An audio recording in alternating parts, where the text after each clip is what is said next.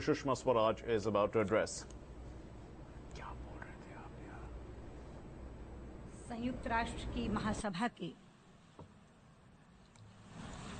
माननीय अध्यक्ष, विभिन्न राष्ट्रों के शासकगण और राजदूत, इस सभागार में उपस्थित बहुत ही स्नेही भाइयों और बहनों, इस वर्ष संयुक्त राष्ट्र अपने जीवन के 70 साल पूरे कर रहा है और इसलिए इस बार की आम सभा एक ऐतिहासिक आम सभा है। मैं आशा करती हूं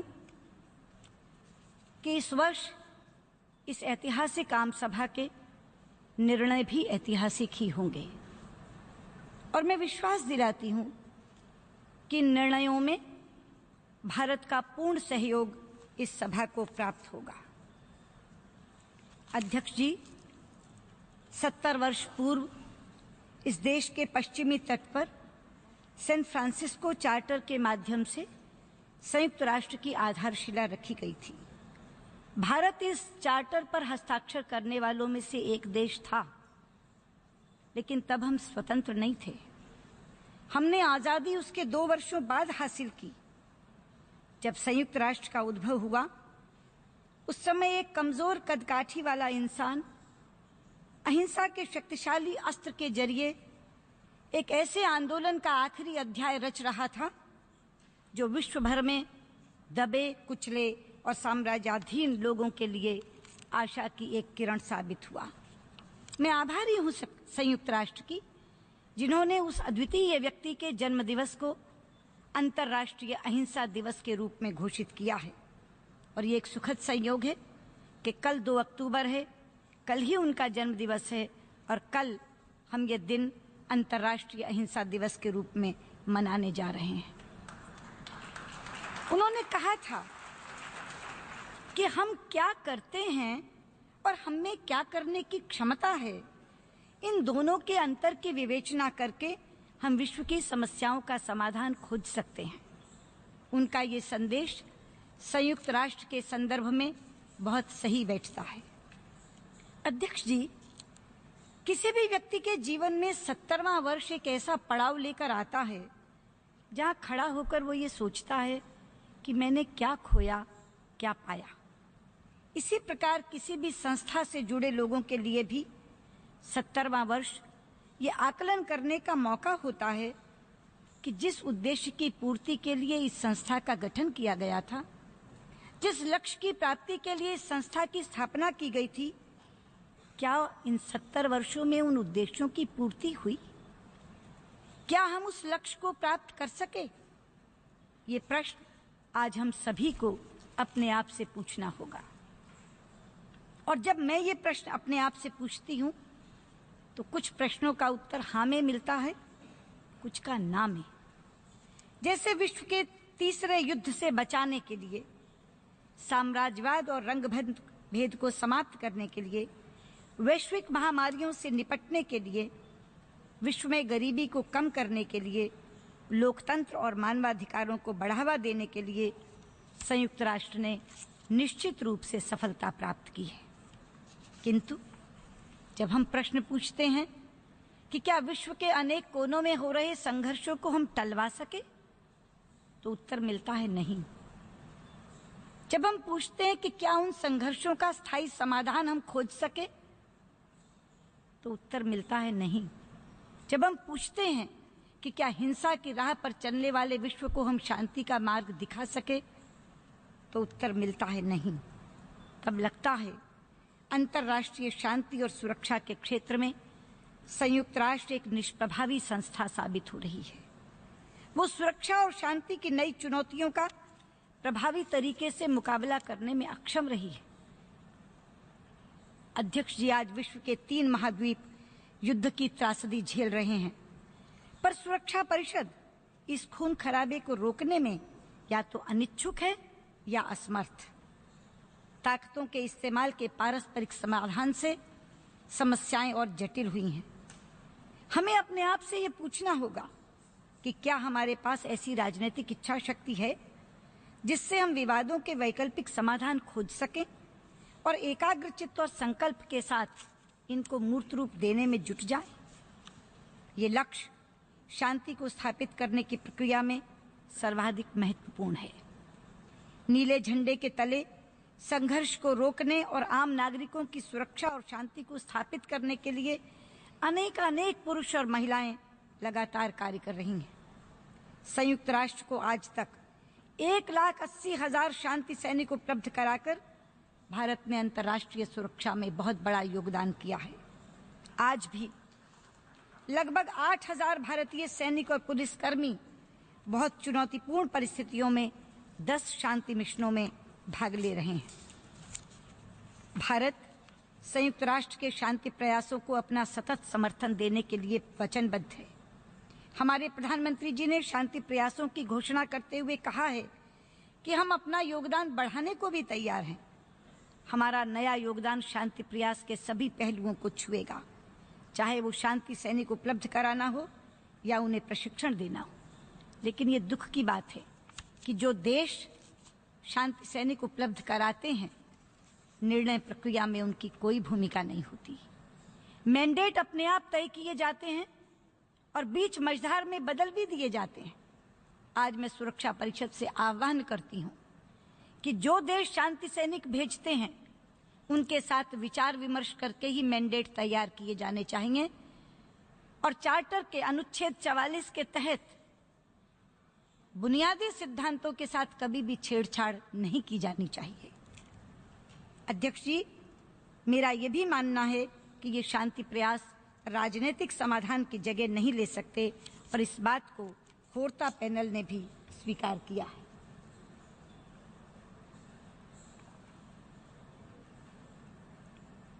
मैं इस 70वीं वर्षगांठ के अवसर पर उन 3,300 से अधिक शांति रक्षकों को, जिनमें भारत के 161 शांति रक्षक भी शामिल हैं, श्रद्धांजलि देना चाहूंगी, जिन्होंने शांति प्रयासों के लिए अपने जीवन का बलिदान दिया है। संयुक्त राष्ट्र संघ ने एक प्रस्ताव पारित किया है कि उन शांति सैनिकों की याद में एक स्मृति दीवार बनाई जाएगी। हम उस दीवार के बनाने के योगदान देने के लिए भी तैयार हैं। अध्यक्ष जी, शांति सैनिकों की रक्षा हमारे राष्ट्रों की सुरक्षा और अंतर्राष्ट्रीय समुदाय का भविष्य आज इस बात पर निर्भर है कि हम अपने समक्ष खड़े आतंकवाद के सबसे बड़े खतरे का किस प्रकार मुकाबला करते हैं। भारत पिछले 25 वर्षों से ज्यादा समय से इस खतरे का सामना कर रहा है। ये शहर भी, न्यूयॉर्क, 2001 की शरद ऋतु में बहुत बीभत्स तरीके से आतंकवाद का सामना कर चुका है। तब से लेकर आज तक आतंकवादी घटनाओं में बहुत वृद्धि हुई है। आतंकवादी विचारधाराओं का विस्तार हुआ है, लेकिन दुख है कि आतंकवाद को समर्थन देने वाले राष्ट्रों की हरकतों का उचित तरीके से मुकाबला नहीं किया गया है। मेरा मानना है कि अंतर्राष्ट्रीय आतंकवाद को संगठित रूप से अंतर्राष्ट्रीय कार्रवाई के जरिए ही हराया जा सकता है। विश्व को यह दिखाना होगा कि आतंकवादी जो बेकसूर नागरिकों की जान लेते हैं, उनके प्रति कोई नरमी नहीं बरती जाएगी और उनके खिलाफ कड़ी कार्रवाई की जाएगी। वो राष्ट्र जो आतंकवादियों को आर्थिक मदद देते हैं, उनको सुरक्षित ठिकाने उपलब्ध करवाते हैं, उन्हें प्रशिक्षण देते हैं, उन्हें हथियार मुहैया कराते हैं या उनके अभियानों में उन्हें सहायता देते हैं, अंतर्राष्ट्रीय समुदाय को ऐसे राष्ट्रों के खिलाफ खड़ा होना पड़ेगा। अंतर्राष्ट्रीय आतंकवाद के विरुद्ध एक व्यापक कन्वेंशन यानी CCIT को अब और टाला नहीं जा सकता। 19 वर्ष पूर्व सन 1996 में भारत ने यह प्रस्ताव संयुक्त राष्ट्र में प्रस्तुत किया था, पर आज तक हम इसे पारित नहीं कर पाए। हम आतंकवाद की परिभाषा तय करने में ही उलझे हुए हैं।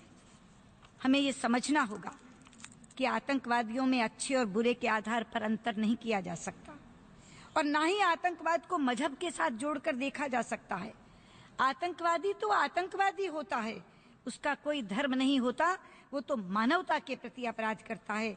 इसलिए मेरी आप सबसे अपील है कि संयुक्त राष्ट्र के 70वें वर्ष में हम CCIT को पारित करने का संकल्प लेकर ही उठें। अध्यक्ष जी, आतंकवाद के मुद्दे पर बोलते हुए मैं उन चुनौतियों का भी उल्लेख करना चाहूंगी जो भारत और पाकिस्तान के रिश्तों के बीच बाधक बनी हुई है। हम में से कोई भी आतंकवाद को शासन के एक वैध हथियार के रूप में स्वीकार नहीं कर सकता। सन 2008 में मुंबई में हुए आतंकवादी हमलों के बाद समूचा विश्व आक्रोशित हुआ था। इन हमलों में केवल भारत के नागरिक नहीं, बल्कि अनेक देशों के निर्दोष नागरिक बड़ी बेरहमी से मार दिए गए थे। मैं समझती हूं कि अंतर्राष्ट्रीय समुदाय के लिए अपमान की बात है कि इन हमलों की योजना बनाने वाला आतंकवादी सरेआम खुला घूम रहा है। आतंकवाद के संबंध में पूर्व में दिए गए आश्वासनों पर अमल करने की बात तो दूर, सीमा पार से हाल ही में भारत में नए हमले हुए हैं। 2 हमलों में तो हमने सीमा पार के 2 आतंकवादी जिंदा पकड़े हैं। हम सब जानते हैं कि ये हमले भारत में अस्थिरता फैलाने और भारत के जम्मू और कश्मीर राज्य के कुछ हिस्सों पर पाकिस्तान द्वारा किए गए अवैध कब्जों को वैध बनाने और शेष पर उसके दावे को पुष्ट करने के उद्देश्य से किए जा रहे हैं। इस अवसर पर मैं भारत पाकिस्तान वार्ता के विषय में भी अपना दृष्टिकोण स्पष्ट करना चाहूंगी। अध्यक्ष जी, भारत हर विवाद का हल वार्ता के जरिए चाहता है, किंतु वार्ता और आतंकवाद साथ साथ नहीं चल सकते। कल इसी मंच से पाकिस्तान के प्रधानमंत्री जी ने पाकिस्तान और भारत के बीच शांति पहल का एक 4 सूत्रीय प्रस्ताव रखा था। मैं उसका उत्तर देते हुए कहना चाहूंगी, 4 सूत्रों की जरूरत नहीं है, एक ही सूत्र काफी है। आतंकवाद छोड़िए और बैठकर बात करिए। यही एक सूत्र सारी समस्याओं का समाधान कर देगा। और मैं याद दिलाना चाहूंगी कि ठीक यही चर्चा आप दोनों प्रधानमंत्रियों के बीच, पाकिस्तान और भारत के प्रधानमंत्रियों के बीच उफा में हुई थी। आप दोनों में ये सहमति बनी थी कि सीमा पर शांति बनाए रखने के लिए दोनों देशों के डीजीएमओज आपस में बात करेंगे और आतंकवाद से संबंधित हर मुद्दे पर बात करने के लिए दोनों देशों के एनएसएज, राष्ट्रीय सुरक्षा सलाहकार, आपस में बात करेंगे। वो बैठकें अभी तक हो नहीं पाई हैं। हम चाहते हैं कि वो बैठकें हों और मैं इस मंच से विश्वास दिलाती हूं कि अगर उन बैठकों से विश्वसनीय परिणाम निकलते हैं तो भारत और पाकिस्तान के बीच सभी अनसुलझे मुद्दों को सुलझाने के लिए भारत तुरंत द्विपक्षीय वार्ता करने के लिए तैयार होगा। ये मैं यहां से घोषणा करती हूं। अध्यक्ष जी, आतंकवाद के खतरे का दृढ़ संकल्प से सामना करने के साथ ही हमें यह भी स्वीकारना होगा कि सामाजिक और आर्थिक प्रगति भी हमारा एक महत्वपूर्ण लक्ष्य है। मानव की न्यूनतम आवश्यकताओं की पूर्ति यदि कर दी जाए तो शांतिप्रिय समाज की स्थापना हो सकती है। और ये विश्व के नक्शे पर जिन देशों में संघर्ष चल रहा है उनको देखने से भी प्रमाणित होता है। कुछ ही दिनों पहले हमने अंतर्राष्ट्रीय समुदाय के माध्यम से विकास के नए एजेंडे को स्वीकारा है, जिसके मूल में टिकाऊ विकास के लक्ष्य की अवधारणा है और जिसका प्रारूप मिलेनियम डेवलपमेंट गोल से ज्यादा व्यापक और संपूर्ण है। इसको सफलतापूर्वक लागू करने के लिए राजनीतिक इच्छा शक्ति और वित्तीय संसाधनों को साझा करना आवश्यक है और इसी के साथ इस पर अमली जामा पहनाने वाले तंत्र को भी और मजबूत करने की आवश्यकता है। अध्यक्ष जी, एक महिला होने के नाते और एक चुनी हुई सांसद होने के नाते मेरा ऐसा मानना रहा है कि सामाजिक बदलाव का एक छोटा रास्ता भी है और वो है लड़कियों को सक्षम बनाना। हमारा ऐसा विश्वास है कि बेटियों को ज्यादा अधिकार संपन्न करके सामाजिक बदलाव जल्दी लाया जा सकता है। हमारे प्रधानमंत्री जी की बेटी बचाओ बेटी पढ़ाओ की नीति इसी परिकल्पना पर आधारित है। अध्यक्ष जी, हमारा भविष्य ऐसा होना चाहिए कि हम अपने बच्चों और आने वाली पीढ़ियों को एक ऐसा विकसित विश्व दे सकें जो टिकाऊ हो। अब जब हम 2 महीने के भीतर पेरिस में मिलने वाले हैं, विश्व हमसे ये आशा करता है कि हम जलवायु परिवर्तन पर एक महत्वाकांक्षी और विश्वसनीय समझौते पर पहुंचेंगे। हमारा ये उत्तरदायित्व है कि हम इस ओर संयुक्त प्रयास करें, पर साथ ही हमें ये भी ध्यान रखना होगा कि जलवायु परिवर्तन में कुछ देशों का ऐतिहासिक रूप से बड़ा हिस्सा रहा है। इसलिए उत्तरदायित्व में भेद तो करना ही होगा। कॉमन बट डिफरेंशिएटेड रिस्पॉन्सिबिलिटी के सिद्धांत को हम नकार नहीं सकते। आज अगर महात्मा गांधी होते तो मैं सोचती हूँ कि वो हमसे ये जरूर पूछते कि क्या हमने विश्व के संसाधनों का अपनी आवश्यकता के अनुसार उपयोग किया है या लालच में आकर उनका शोषण किया है। हमें ये भी देखना है कि यदि हम अपनी जीवन शैली को परिवर्तित कर सकें और अनावश्यक खपत को घटा सकें तो हमारी दिशा ठीक हो सकती है। इसीलिए पेरिस समझौते को व्यापक और समानार्थी बनाना होगा और साथ ही इसमें ठोस कार्यवाही भी दिखानी होगी। विकासशील देश इस दिशा में ज्यादा प्रयास कर सकते हैं यदि उन्हें धनराशि दी जाए, तकनीक का हस्तांतरण कर दिया जाए और क्षमता विकास के लिए विकसित देशों से मदद दी जाए। भारत सदैव इस लक्ष्य की प्राप्ति के वैश्विक प्रयासों में स्वेच्छा से भागीदार रहा है। हम पेरिस में एक सार्थक, समानार्थी और प्रभावी समझौते को पाने के लिए अपनी अपेक्षित भूमिका का निर्वहन जरूर करेंगे। पर्यावरण के प्रति भारत की गहरी आस्था उसकी परंपराओं पर आधारित है, जिसमें प्रकृति को हमेशा से पवित्र माना गया है। इस पृथ्वी की खुशहाली हम सबके स्वास्थ्य से जुड़ी हुई है। इस संपूर्णता की सोच से प्रेरित होकर ही भारत ने संयुक्त राष्ट्र में अंतर्राष्ट्रीय योग दिवस मनाने का आह्वान किया था।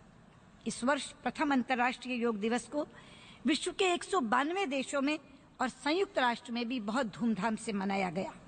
मैं अंतर्राष्ट्रीय समुदाय का धन्यवाद देना चाहूंगी कि उन्होंने इस अवसर पर बेहद उत्साह और समर्थन दिखाया और मेरी आशा है कि हमने जो बीज बोया है वो एक दिन बहुत बड़ा पेड़ बनेगा। अध्यक्ष जी, वैश्विक महामारियों से निपटने के लिए शीघ्र कार्यवाही करने के लिए मैं राष्ट्रों को बधाई देना चाहूंगी। अपने संयुक्त प्रयासों से हम छोटी चेचक और पोलियो का लगभग उन्मूलन कर पाए हैं। HIV, एड्स और हाल ही में फैले इबोला को नियंत्रित किया जा सका है। हालांकि इस बात का दुख है कि इबोला को नियंत्रित करने से पहले बड़ी संख्या में लोगों को अपनी जान गंवानी पड़ी। इबोला संकट इस बात का उदाहरण है कि किस प्रकार राष्ट्रीय कार्यवाही और अंतर्राष्ट्रीय समर्थन के साथ किसी भी वैश्विक संकट से निपटा जा सकता है। हमें इस बात पर गर्व है कि इन प्रयासों ने भारत ने अपनी अपेक्षित भूमिका निभाई है। अपनी सफलता से प्रेरित होकर हमें अन्य स्वास्थ्य संकटों से निपटने के लिए अपने प्रयासों को दुगना करना चाहिए, चाहे वो टीबी हो, चाहे मलेरिया। स्वास्थ्य संकटों की तरह ही प्राकृतिक आपदाओं और मानव निर्मित संघर्षों से निपटने के लिए भी हमें साझा प्रयास करने होंगे। हाल ही के महीनों में अंतर्राष्ट्रीय समुदाय ने सीरिया, इराक और लिबिया के युद्धग्रस्त क्षेत्रों के शरणार्थियों की समस्या से निपटने में अपने आप को मुश्किल में पाया है। समय की मांग है कि इसके लिए राजनीतिक इच्छा शक्ति के साथ त्वरित कार्यवाही की जाए। हमारे अपने पड़ोस में हमने मानवीय संकटों का शीघ्र कार्यवाही और समग्रता के साथ सामना किया है, चाहे वो नेपाल हो या यमन। भारत एक मददगार मित्र के रूप में उभरा है, जिसने न केवल अपने नागरिकों की अपितु अन्य राष्ट्र के नागरिकों की भी संकट की घड़ी में मदद की है। अध्यक्ष जी, पिछले 70 वर्षों में संयुक्त राष्ट्र की तरह भारत ने भी एक लंबा सफर तय किया है।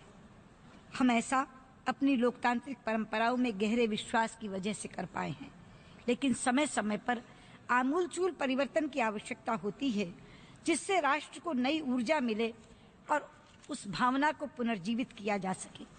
पिछले 1.5 वर्ष में जब से प्रधानमंत्री श्री नरेंद्र मोदी जी के नेतृत्व में नई सरकार ने भारत में कार्यभार संभाला है, हम इस नवीकरण की भावना से ही कार्य कर रहे हैं। इसी भावना को भारत को अंतर्राष्ट्रीय मामलों में अपनी उचित भूमिका निभाने में और विश्व की बड़ी अर्थव्यवस्थाओं में सबसे तेजी से उभरती हुई अर्थव्यवस्था बनने में हमारी मदद की है। इस व्यापक पुनर्जागरण के पीछे हमारा आदर्श रहा है सबका साथ, सबका विकास, जिसमें हमारे सभी लोगों के कल्याण की भावना निहित है। हमने अंतर्राष्ट्रीय समुदाय में अपने सभी सहयोगियों तक पहुंचने की जोरदार पहल की है। हमारा पहला प्रयास अपने नजदीकी पड़ोस की ओर रहा है और इसके उत्साहवर्धक परिणाम भी निकले हैं। हमने अपने विस्तारित पड़ोस की ओर भी पहुंचने की पहल की है और उनके साथ अपने सदियों पुराने संबंधों को दोहराते हुए उनके साथ आधुनिक आर्थिक भागीदारी बनाने का प्रयास किया है। इसी क्रम में हाल ही में हमने प्रशांत महासागर के 14 राष्ट्रों के साथ भारत में एक शिखर वार्ता का आयोजन किया है। हमने अपनी लुक ईस्ट पॉलिसी को एक्ट ईस्ट पॉलिसी में बदला है और आर्थिक रूप से गुंजायमान इस क्षेत्र के साथ जोरदार तरीके से अपने संबंधों को मजबूत किया है। ये प्रयास हमारे लिंक वेस्ट प्रयासों का पूरक है। मध्य पूर्व शांति प्रवास की प्रक्रिया यानी मिडल ईस्ट पीस प्रोसेस के प्रति भी हम वचनबद्ध हैं और हमें लगता है कि इसी के माध्यम से फिलिस्तीन का कोई समाधान निकलेगा, इसके प्रति भी हम आशावान हैं। ये प्रक्रिया इस क्षेत्र में कट्टरवाद का मुकाबला करने के लिए आवश्यक है। हमने विश्व महाशक्तियों के साथ भी अपने संबंधों को और अधिक विकसित किया है। अफ्रीका एक ऐसा क्षेत्र है जिसके साथ हमारे ऐतिहासिक संबंध हैं। हमारी एकजुटता साम्राज्यवाद के विरुद्ध हमारे साझे संघर्ष और भविष्य की साझी संपन्नता की परिकल्पना पर आधारित है। इस महीने के अंत में हम तीसरी भारत अफ्रीका फोरम शिखर वार्ता का आयोजन करने जा रहे हैं, जिसमें प्रथम बार हम इस महाद्वीप के 54 राष्ट्रों के नेताओं को आमंत्रित कर रहे हैं। अध्यक्ष जी, एक परमाणु शस्त्र संपन्न राष्ट्र होने के नाते भारत अपने उत्तरदायित्वों के प्रति सजग है। हम वैश्विक स्तर पर भेदभाव रहित और पुष्टि योग्य परमाणु निशस्त्रीकरण के लिए प्रतिबद्ध हैं और इसमें हमारी ओर से कोई कमी नहीं आई है। अध्यक्ष जी, जैसा कि राष्ट्रों के साथ होता है वैसा ही संस्थाओं के साथ भी होता है। समय समय पर सुधार से ही कोई भी संगठन अपना सही अर्थ और उद्देश्य प्राप्त कर पाता है।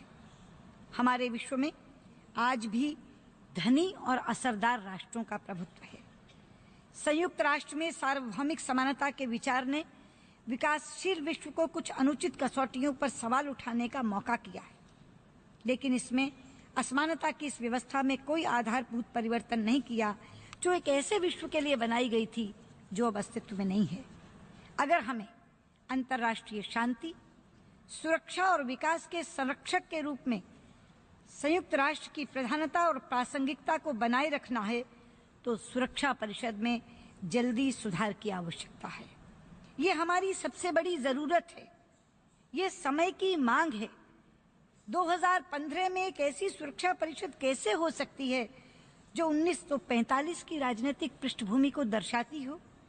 ऐसी सुरक्षा परिषद कैसे हो सकती है जिसमें अफ्रीका और लातिन अमेरिका के देशों के लिए स्थायी सदस्यता का कोई प्रावधान ही ना हो? हमें सुरक्षा परिषद के निर्णायक तंत्र में और अधिक विकासशील देशों को शामिल करना होगा। हमें इसकी कार्यपद्धति में बदलाव लाना होगा। ये कार्यपद्धति पारदर्शी नहीं है और ये बहुत पुरानी भी हो चुकी है। सुरक्षा परिषद में संतुलन और वैधता लाकर हम इसकी विश्वसनीयता को पुनः स्थापित कर पाएंगे और इस प्रकार ये समय की चुनौतियों से निपटने के लिए ज्यादा सक्षम सिद्ध होगी। हमें इस बात की प्रसन्नता है कि पिछले 1 वर्ष के दौरान महामहिम सैम कुटेसा और महामहिम रात्रे जी के नेतृत्व में हम वो कर सके जो पिछले 2 दशकों के विचार विमर्श के बाद भी नहीं हो सका था। आम सभा द्वारा निर्णय 69/560 की सर्वसम्मति से स्वीकृति के साथ सुरक्षा परिषद के सुधार के लिए विचार विमर्श का एक पाठ सामने आया है। ये पहला और महत्वपूर्ण कदम संयुक्त राष्ट्र की आम सभा के ऐतिहासिक 70वें अधिवेशन की कार्यवाही का आधार बनना चाहिए। अध्यक्ष जी, संयुक्त राष्ट्र जैसी संस्था के लिए 70 वर्ष का समय एक अलग महत्व रखता है। ये समय इसके पुनर्जागरण और बदलाव का समय है। मैं आप सभी का आह्वान करती हूँ कि आप संयुक्त राष्ट्र को एक वटवृक्ष के रूप में देखें, एक बरगद के पेड़ के रूप में देखें। हमारे पूर्वी देशों की परंपराओं के अनुसार वटवृक्ष विवेक को दर्शाता है, लेकिन वो किसी के बारे में कोई धारणा नहीं बनाता, वो सबको अपने में समाहित करता है।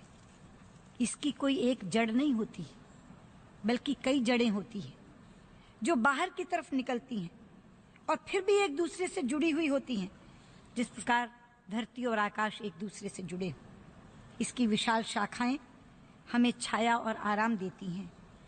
इसके आधार पर बना चबूतरा एक ऐसा स्थान प्रदान करता है जहां बैठकर लोग चर्चाएं और विचार विमर्श करते हैं। वटवृक्ष के बीज को रोपित करने वाले व्यक्ति की उम्र से अलग वटवृक्ष 70 की उम्र पर भी जवान रहता है, लेकिन इसे लगातार सींचे बिना और इसका विस्तार किए बिना इसके सूखे जाने का डर भी बना रहता है। ऐसी ही कुछ नियति संयुक्त राष्ट्र की भी है। हमारे सामने एक ऐतिहासिक अवसर है जब हम या तो इस महत्वपूर्ण संस्था में बदलाव को स्वीकार कर सकते हैं और या इसे गहरे अंधकार में ढकाल सकते हैं जहां ये सूख जाएगा। हम आसानी से अपने स्वयं की बनाई हुई शाखाओं में उलझकर या तो अपने आप को खो सकते हैं, लेकिन यदि हम इस अवसर का लाभ उठाएं तो हम पाएंगे कि संयुक्त राष्ट्र अपनी पूर्ण क्षमता के साथ विकसित होगा। एक ऐसा संयुक्त राष्ट्र जहां जो वो करता है और जो उसमें करने की क्षमता है उसके बीच का फासला बहुत कम हो जाएगा। इस प्रकार ये एक ऐसा वटवृक्ष होगा जिसकी छाया के तले मानव जाति शांति और संपन्नता के साथ रह सकेगी। संयुक्त राष्ट्र एक ऐसा ही वटवृक्ष बने, इसी कामना के साथ मैं अपनी बात समाप्त करती हूँ। धन्यवाद।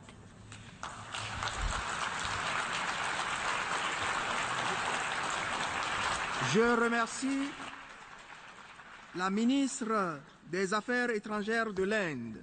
Thank the Minister of Foreign Affairs of India. And now I'd like to give the floor to His Excellency